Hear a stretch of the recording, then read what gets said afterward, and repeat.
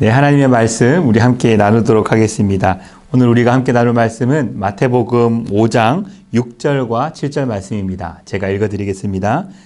의에 줄이고 목마른 자는 복이 있나니 그들이 배부를 것이며 긍휼히 여기는 자는 복이 있나니 그들이 긍휼히 여김을 받을 것이며. 아멘. 이제는 완연한 가을 날씨입니다. 아침 저녁으로는 너무 추워지는 날씨가 되었는데요. 우리 경로대학 여러분들 모두 다 건강 유의하시고 감기 조심하셔서 건강하게 이 겨울 우리가 맞이할 수 있으면 참 좋겠습니다. 오늘 우리가 지금 계속해서 읽고 있던 이 산상수훈 가운데 네 번째와 다섯 번째 이 복에 대한 이야기들을 나누게 될 겁니다. 먼저 우리가 앞서 보았던 이 세 가지의 복들 한 번만 상기해 봤으면 좋겠는데요.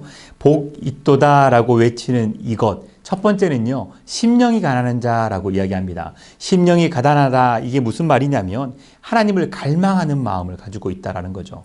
하나님을 갈망하고 하나님을 만나고 싶어하는 이 갈증이 가득한 자가 바로 심령이 가난한 자라고 이야기합니다. 그런 자에게 하나님은 천국을 주시겠다, 천국을 약속했습니다. 그리고 두 번째의 복 무엇이었죠? 애통하는 자라고 이야기합니다. 애통하는 자라는 건요, 너무나도 분명합니다. 하나님을 찾고 하나님을 만나고 싶었는데 정작 만나고 나니 나는 하나님을 만날 수 없는 너무나도 흉악한 죄인이구나. 이걸 깨달은 겁니다. 하나님을 찾고 싶었는데 찾았더니 만날 수가 없는 거죠. 그래서 눈물 흘릴 줄 아는 사람입니다. 이 애통하는 자에게 하나님께서는 위로하시겠다 약속합니다. 그 눈물을 닦아주시고 함께 해주시겠다는 놀라운 축복의 이야기인 겁니다. 그리고 세 번째는 지난주에 우리가 함께 했던 건데요. 온유한 자라고 이야기합니다. 이 온유한 자는요, 누가 보기 때문에 평안한 마음을 유지하는 것이 아니라 언제나 그러한 마음을 품고 살아가는 겁니다. 누군가가 나를 지켜보고 있을 때는 착한 척 하다가 또 어떤 그런 사람들이 없을 때는 악하게 구는 앞뒤가 다른 사람이 아니라요. 하나님이 나와 함께하고 있음을 늘 깨닫고 하나님의 나라를 모두 다 가졌기 때문에 세상의 그 어떤 것도 나를 뒤흔들 수 없다라는 생각으로 우리가 평안한 삶을 유지하고 있는 상태. 그게 바로 온유한 자라고 이야기하는데요. 하나님은 그런 자에게 기업을 주시겠다라고 약속하고 있습니다. 그리고 이어지는 것이 오늘 네 번째와 다섯 번째 복입니다. 이 네 번째 복, 마카리오이라고 이야기하는 이 네 번째 복이 뭐냐면 의에 줄이고 목마른 자다라고 이야기합니다. 이 네 번째 복, 마카리오이, 복이 있도다. 의에 줄이고 목마른 자여라고 말씀하는 이 말씀, 과연 그럼 의에 줄이고 목마른 자가 누구일까? 우리는 궁금해해야 합니다. 의에 줄이고 목마른 자 할 때 이 의는요, 그냥 착하게 사는 것만 이야기하려는 건 아닙니다. 이 의라는 것이 무엇이냐면 성경에서 나오는 교회에서 말하는 이 의라는 것이 무엇이냐면 바로 하나님의 뜻을 이야기하는 겁니다. 의에 줄이고 목마른 자다라는 것은 하나님의 뜻이 이 땅 가운데 이루어지기를 갈망하고 있는 상태, 바로 그 상태를 이야기하는데요. 하나님의 의, 그러니 하나님의 정의가 이루어지는 게 무슨 말이냐면 하나님이 가장 이 땅 가운데 원하시는 것은 모든 사람들이 평화를 누리기를 원합니다. 하나님이 허락해 주신 놀라운 평화, 바로 이 천국에 대한 복음일 수 있는데요. 이 평화라는 것이 주어지려면 우리가 먼저 이걸 생각해 봐야 됩니다. 건강이 좋지 않은 사람이 있습니다. 그 사람에게 평화는 어떻게 주어질까요?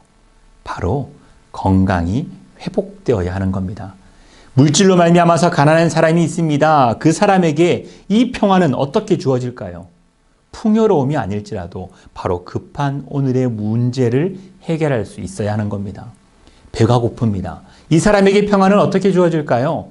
떡 한 개가 필요한 겁니다. 하나님이 말씀하시는, 예수님이 말씀하시는 이 평화는요, 바로 여기에서부터 시작되는 겁니다. 거창한 이야기로 모든 교회가 이야기하고 있는 하나님의 복을 이야기하며 하나님의 나라를 이루어가는 그 시작점은 무엇이냐면 우리 주변에 있는 연약한 자, 아픈 자를 돌볼 줄 아는 마음, 그 마음에서 시작되어야 한다는 겁니다. 이 의에 줄이고 목마른 자는요, 많은 사람들에게 하나님의 그 사랑들을 전할 수 있는 자를 의미하게 되는 거죠. 배고픈 자가 있으면 떡 한 개 나눠줄 수 있는 여유, 외로워하는 사람이 있으면 그 손 붙잡고 1시간, 2시간 그 이야기 들어줄 수 있는 여유, 그것을 갈망하는 자에게 하나님은요, 오늘 이 본문을 통하여서 이렇게 이야기하고 있습니다. 하나님의 뜻이 이 땅에 이루어지기를 갈망하는 그 사람에게 바로 하나님의 나라가 이루어지는 모습을 보게 하실 것이라고요. 그러니 이 의에 줄이고 목마른 자, 비록 세상의 모든 것들을 우리가 해결해낼 수 없을지라도 내 주변에 있는 작은 것부터 시작할 때 바로 그런 사람이 되어서 하나님의 이 놀라운 복을 누리며 살아갈 수 있게 된다는 겁니다. 이어지는 5번째 복입니다. 5번째 복 있다라고 하는 사람은요, 긍휼히 여기는 자라고 이야기합니다. 마카리오이 복이 있도다 긍휼히 여기는 자여라고 이야기합니다. 긍휼, 이 긍휼은 뭐냐면요, 궁핍한 사람을 불쌍하게 여길 줄 아는 마음을 이야기합니다. 우리는요, 이 긍휼에 대한 것들 과연 어떤 것일까? 사실 교회를 다니지 않아도 이 이야기 참 많이 합니다. 선한 사마리아인의 비유, 여기에 나오는 모습인데요. 한 사람이 길을 가다가 강도를 만나서요, 모든 것을 빼앗기고 다친 채 쓰러져 있습니다. 레위인이 지나가고요, 제사장이 지나갑니다. 하지만 그 사람들은 이 병든 자, 아픈 자를 보면서요, 2가지의 문제 때문에 도와주지 않습니다. 첫 번째가 무엇이었냐면, 혹시라도 강도가 숨어 있다가 나를 해하지 않을까 하는 두려움. 이것 때문에 그를 도와주지 않고요. 2번째는 하나님이 내게 맡기신 역할이 있고 일들이 있는데 나의 거룩함이, 나의 이 정결함이 깨어져서 이 일을 감당해내지 못할까 봐, 내 일을 감당하겠다는 이 생각 때문에 그를 보았지만 본체 만체하고 지나가 버립니다. 그리고 사마리아인 한 사람이 지나가고 있습니다. 당시의 사마리아인 사람들은요, 사람들에게 무시당하고 그렇게 거룩하지 않은 자로 경멸하고 멀리하던 사람이었습니다. 그런데 그는요, 이 아픈 사람을 치료하여 주고 도와주며 결국 그를 데리고 가서 여관에까지 데려가서 치료해 주라고 이야기하며 자신의 모든 재산을 내어준 겁니다. 과연 누가 이웃입니까? 예수님은 그것을 물어보셨습니다. 정답은요, 선한 사마리아인이죠. 그 사람의 아픔을 돌볼 줄 알고 그 사람의 위기에 함께 할 줄 아는 사람, 그 사람이 가진 마음이 바로 긍휼이었다라는 겁니다.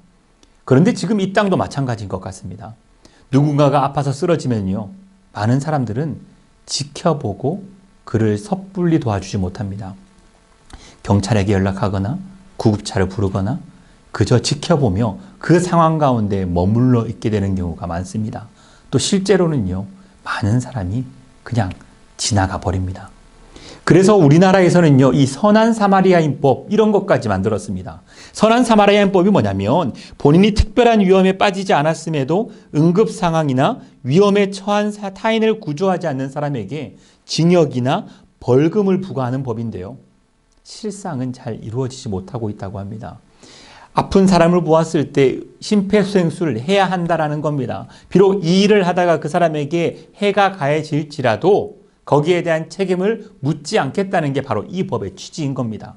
도와주는 삶을 살자라는 거죠. 서로를 지켜보자는 거죠. 이것이 필요한 시대가 되었다는 겁니다. 이게 오죽하면 법으로 만들어졌겠습니까? 그러니 이 법을 지켜야 하는데 현실은 어떻습니까?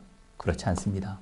그래서 우리들에게 필요한 것이 무엇이냐면 바로 이 5번째 복 있다라는 긍휼이 있는, 긍휼의 마음을 가진 그 삶의 모습이 필요하게 되었다라는 거죠. 예수님은 이렇게 이야기합니다. 긍휼의 의미, 이 긍휼한 사람들에게 하나님이 복을 주신다라고 이야기하는 겁니다. 교회에서 말하는 이 긍휼은요, 여기에 한 가지가 더 포함되어야 합니다. 자신의 죄의 문제까지도 해결될 줄 알아야 한다는 겁니다. 한번 생각해 보십시오. 누군가가 쓰러져 있습니다. 그리고 이 쓰러진 사람이 내가 되는 겁니다. 누군가가 날 도와줘서 내가 가까스로 살아남았습니다. 과연 이 살아남은 사람이요, 길거리를 지나다니다가 응급 상황에 처한 사람을 보았을 때 그를 도와주지 않겠습니까? 누구나요, 그런 상황이라면 도와주려 할 겁니다. 우리의 죄의 문제 또한 마찬가지입니다. 우리는 죄인이었는데 예수님을 통하여 우리의 모든 죄를 사해 주시고 하나님이 의인으로 삼아 주신 겁니다. 우리의 죄를 다 해결해 주신 거죠. 용서함 받은 자가 내가 되었다는 겁니다. 그런데 나는 용서할 줄 모른다면 과연 그게 그 용서를 받은 사람의 삶이 될까요? 마찬가지로 누군가가 우리에게 잘못했을 때 우리는 그를 넓은 마음으로 용서해 줄 수 있어야 합니다. 왜냐하면 나는 더한 것도 용서받았기 때문이죠. 그러니 이건 적극적으로 타인의 잘못을 용서해 주고요. 다가가서 품어주고 그리스도인의 사랑으로 그들과 함께 해주는 것을 이야기합니다. 이 긍휼히 여기는 자, 그에게 하나님이 주시는 복이 무엇이냐면요. 그도 긍휼히 여김을 받게 하실 것이다. 하나님이 그의 모든 잘못을 용서해 주시고 품어주시겠다 약속하는 겁니다. 사랑하는 경로대학 여러분, 복 받기 원하시죠?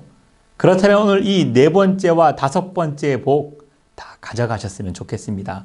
네 번째로 이야기했던 의에 줄이고 목마른 사람, 이 땅에 하나님의 뜻이 이루어지고 하나님의 나라가 세워지기를 간절히 바라서 배고픈 자에게 떡 하나 나눠주는 삶, 외로운 사람의 손을 붙잡고 1시간, 2시간 그분의 이야기를 들어줄 수 있는 삶, 병든 자에게 찾아가서 따뜻한 차 한 잔 나눠주며 힘내라고 용기를 북돋아줄 수 있는 삶, 그 삶을 살아감으로 말미암아 하나님이 약속하신 이 복을 누리며 살아갔으면 좋겠습니다.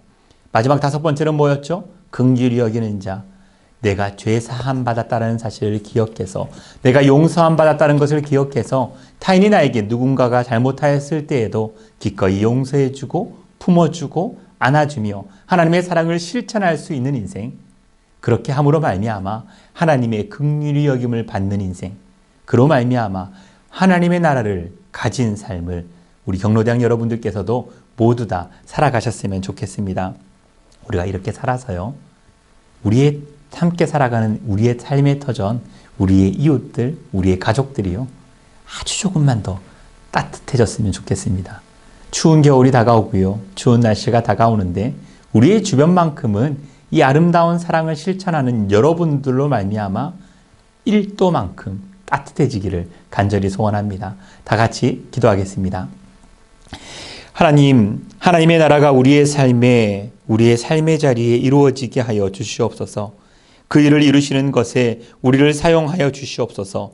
사랑이 필요한 자에게 사랑을 나누어 주고, 배고파하는 자에게 먹을 것을 나눠주며, 외로워하는 자에게 친구가 되어줄 수 있는 우리의 믿음 되게 하여 주시옵소서. 내가 하나님의 큰 은혜로 용서받고 하나님의 자녀된 것을 기억하게 하여 주시고, 남을 용서할 수 있는 넉넉한 마음 허락하여 주사 늘 주님의 사랑으로 용서하고 품어주며 하나님의 귀한 사랑 나눌 줄 아는 그런 삶을 살아가게 하여 주시옵소서. 간절히 바라기는 우리가 그렇게 살아갈 때 이전보다 조금 더 따뜻한 세상이 이 땅 가운데 이루어지고 우리 주변에 하나님의 사랑이 흘러가서 하나님의 나라가 이루어지게 하여 주시옵소서. 감사합니다. 사랑합니다. 살아계신 예수님의 이름으로 기도드립니다. 아멘. 한 주간도 건강하시기 바랍니다.